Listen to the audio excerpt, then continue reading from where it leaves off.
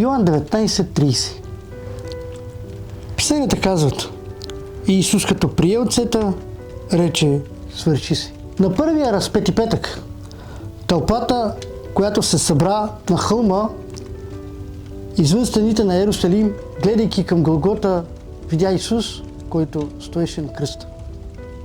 Фарисеите видяха един престъпник и един агитатор, който най-накрая е изправен пред Божият съд.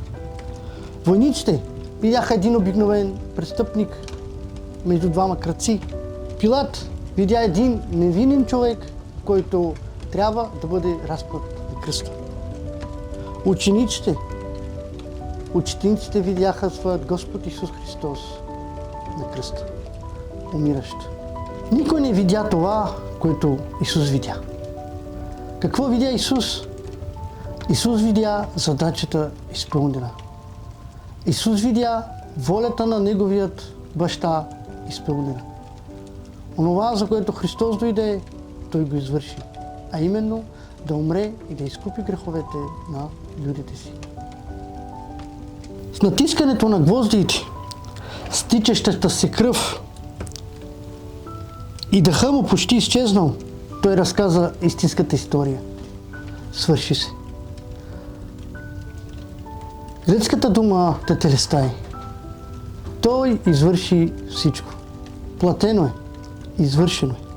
Това е най-мрачният ден в историята на света. Този, който създаде всичко, беше екзекутиран.